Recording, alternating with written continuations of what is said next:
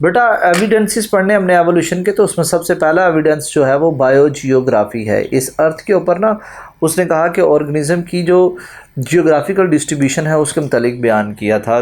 जब Charles Darwin गया ना बहुत सारे आइलैंड्स पे, तो आइलैंड्स पे उसने देखा कि ये देखिएगा, according to the Darwin islands have many species of plants and animals closely related to the species of the nearest mainland or the neighboring island। ठीक है, तो क्यों?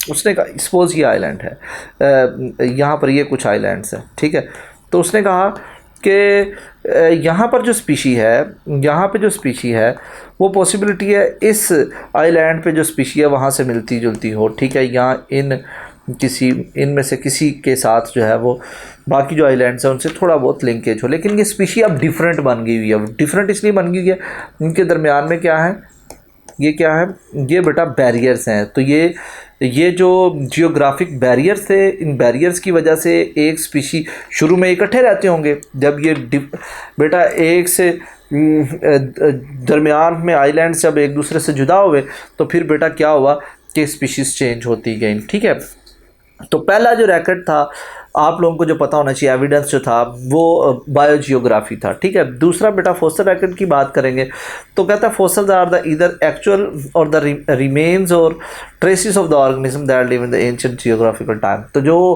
बेटा ऑर्गेनिज्म इस अर्थ पर पहले आते गए, उनकी डेथ होती गई, ठीक है, और उस ज़मीन के अंदर, मट्टी के अंदर ना उनके फोसल्स बनते गए। उन फोसल्स की स्टडी को पैलेंटोलॉजी कहा जाता है, और फोसल्स बहुत इंपॉर्टेंट बेटा स्ट्रक्चर्स हैं एविडेंस में एवोल्यूशन के। ठीक है, अब देखिएगा, अब ज़रा गौर से आप तमाम बच्चे देखिए, कहता है रिलेशन विद द एवोल्यूशन, कहता है the succession of fossils form strong evidence in favour of evolution. जारी बात है, हमें फोसल से पता चल गया कि कौन सी स्पीशी पहले आई, फिर उसके बाद में कौन सी आई, थर्ड, फोर्थ, फिफ्थ, सेवन, तो ये बेटा सीक्वेंस हमें पता चलता गया। ठीक है, तो कहता था evolution of horse provide an example of such a history. तो this is all about the fossil. सबसे पुराना फोसल इस अर्थ पर आपके ख्याल से कौन होगा, जो सबसे पहले ऑर्गेनिज्म आया, और वो सबसे पहला ऑर्गेनिज्म कौन था? Prokaryotes. Is that clear student? तो प्रोकैरियोट्स जो है वो सबसे पहले जो है वो ऑर्गेनिज्म थे। अब नेक्स्ट देखिए कंपैरेटिव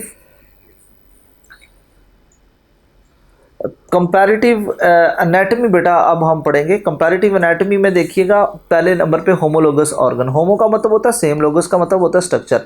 बेटा ऐसे ऑर्गेनिज्म जिनके स्ट्रक्चर सेम हो और फंक्शन डिफरेंट हो क्या कहलाएंगे? होमोलोगस ऑर्गन, और ऐसी स्टडी को हम होमोलॉगी कहेंगे। एग्जाम्पल में बेटा देखिएगा, same skeleton of element in 4 limbs of human arms, cats की 4 लेग्स, वेल्स के फ्लिपर्स और बैट्स की विंग्स, ये सब के स्ट्रक्चर बेटा सबके सेम हैं। ठीक है बेटा, तो अब स्ट्रक्चर सेम है और फंक्शन इनके डिफरेंट है, तो क्या कहलाएंगे? होमोलोगस ऑर्गन कहलाएंगे।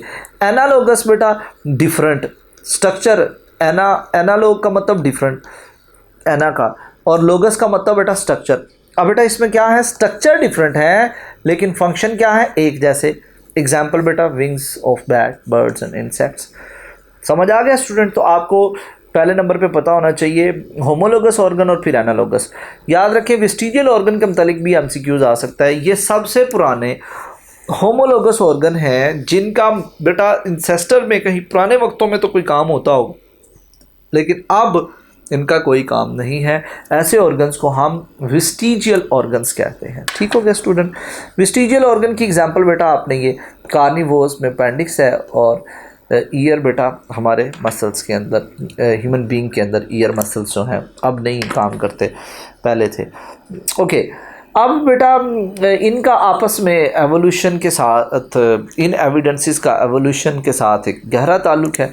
कहता है comparative anatomy support the evolution is a remodeling process in which ancestral structure that function in one capacity become modified as take new function। ठीक है, तो पहले इनके फंक्शन से अब कुछ और थे, अब बाद में जो है वो मज़ीद जो है वो चेंज होते जा रहे हैं। ठीक है, अब कंपैरेटिव एम्ब्रियोलॉजी। कंपैरेटिव एम्ब्रियोलॉजी में बड़ा एक आसान से एक्सपेरिमेंट के डिफरेंट ऑर्गेनिज्म के ना एम्ब्रियो को लिया गया। ठीक है, सपोज कोई बर्ड है, कोई इंसेक्ट है, स्नेक है, ह्यूमन है, फ्रॉग है। ठीक है, उनको गैस्ट्रुलेशन में हमने ले लिया, तो हमने देखा कि जब अर्ली स्टेज थी इनकी डेवलपमेंट की तो इनमें स्ट्रक्चर जो है वो कुछ ख़ास तरह के स्ट्रक्चर सेम थे। फिर बाद में पता चला तो वो सेम स्ट्रक्चर का क्या मतलब है। अब हम कंपेयर कर रहे हैं इन ऑर्गेनिज्म को, और इनके स्ट्रक्चर क्या थे ड्यूरिंग डिवेलपमेंटल स्टेज, जो है वो इनके स्ट्रक्चर सेम थे। जैसे वो गिल पाउच की एग्जांपल देता कि ये सेम था, सब में मौजूद था, ठीक है। फिर हमने इनको और स्टडी किया, तो जो जो डेवलपमेंट कंप्लीट होती गई, लास्ट गेस्टेशन पीरियड का लास्ट टाइम आता गया, तो इनमें गिल पाउचेस भी जो है वो डिफरेंट स्ट्रक्चर में कन्वर्ट होता गया। इससे हमें समझ आ गई कि बेटा असल में इन सब ऑर्गेनिज्म के जो इंसेस्टर हैं वो सेम होंगे उसी, और फिर बाद में वो चेंज होते गए। तो इस वजह से बेटा एवोल्यूशन ज़रूर हुआ है, तो इसको बेटा आपने स्टडी करना है। At the end molecular biology बेटा कहता है मॉलिक्यूल्स को आप लो, उनकी स्टडी करो, डीएनए आरएनए प्रोटीन्स वगैरह की, ठीक है, तो आपको पता चलेगा कि इनका आपस में ख़ास लिंक है, तो एवोल्यूशन हुआ है। एग्जाम्पल में बेटा कहता है कि साइटोक्रोम सी जो है एक रेस्पिरेटरी प्रोटीन है जो कि तमाम एरोबिक स्पीशीज़ में प्रेजेंट होती है। तो these are the evidences of evolution. This is all about evidences of evolution.